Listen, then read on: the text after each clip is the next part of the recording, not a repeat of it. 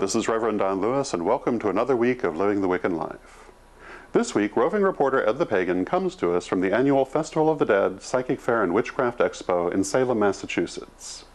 Ed will start by showing us the Witch School booth at the festival and interview several of the psychics who are performing there this year. I'm sure you'll enjoy it.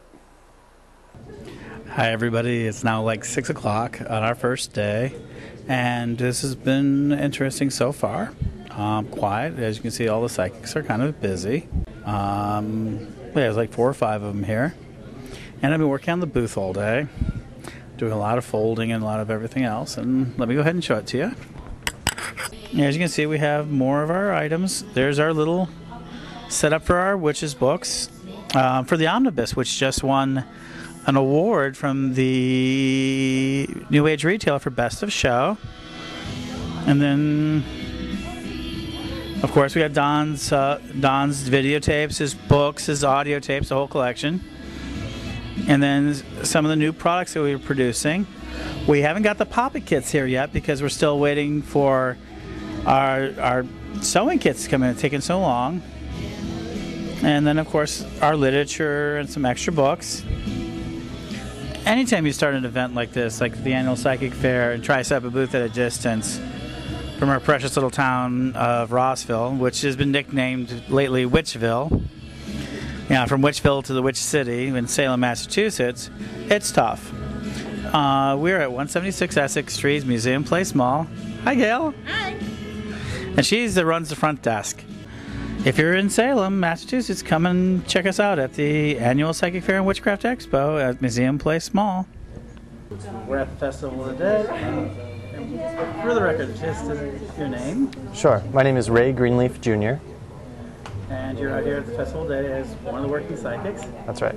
And what do you think? So far, it's been day one. Day one, it's been really wonderful to get all set up and settled in and meet some of my fellow psychic readers and just get a feel for what it's like here. This is my first year at Salem Psychic Fair. What type of psychic work do you do?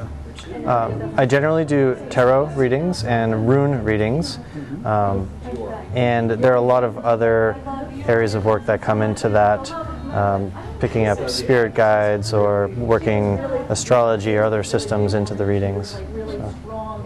And notice you got your table full of stuff. Yes. And there's interesting things right there. Mm-hmm. All items of they have personal meaning for me. Many of them were gifts from close friends and teachers. Okay, and I see you mostly work with tarot cards? Primarily, that's the most popular reading that I do, yes. Okay. Now, I saw on your card that you do music? Yes, traditional Celtic music, Irish, Scottish, maritime music. I'm a singer, and I play the bodhrán, which is the Irish drum. Okay. Yeah. And what do you sing? Ballads, sea shanties, stuff you might hear in a pub, somewhere, something like that. Do one of them sometime. Yes. For this month, we're going to be here the whole month. Great. I also saw on your card, just to get it out there, that you're planning to walk some 4,000 miles. Yes. I'm doing a cross-country walk to promote energy conservation, sustainable living, creative culture, and the name of the project is Earth Walk. It starts on spring equinox, which is March 20th, 2009, from the seacoast of New Hampshire to San Francisco, California, and doing lectures and workshops and environmental education programs and as much cool stuff as I possibly can, and writing a book about it. How long is that going to take you? 1 to 2 years. Wow. Yeah. Okay. If people want to contact you, they can come out to the Festival of the Dead this month. That's right. But otherwise, how would they contact you? Sure. You can look up on MySpace. It's Wandering Tree. And I also have a website, www.freewebs.com/Wandering Tree Arts. That's the name of my art company, which supports Earthwalk. Terrific. Well, thank you. Thank you. We're at the Psychic Fair, and I'm with Robyne. And this is your first day, so what do you think so far? Oh, I'm just so excited to be here. Have you done this fair before? I haven't worked at the fair, but I've done a lot of different activities throughout Salem. Oh, good. You say, what type of readings do you do? I'm pretty much known for my remote viewing that I do with police work. and such. So I work with missing children, murder cases, cold cases, things like that. I'm a clairvoyant, so I see the spirits around everybody, and they speak to me. You mentioned remote viewing. Can you explain that a little bit? Because most of my readers, listeners, and viewers don't really know. Remote viewing is if you take me to a certain situation, or even sitting here reading with somebody, I have flashes of visions in front of everything that comes to me visually within my head, and telepathically I can hear from the spirits. They tell me things that have happened. Okay, now that's kind of become like today in those early days, it's become like a television show, these type of things, haven't they? Yes, it plays back just like a full movie. Okay, and then you can tell the police what you know. I can see everything being reenacting. If it was a particular murder or something that happened, I can walk through the whole steps of what the perpetrator walked through.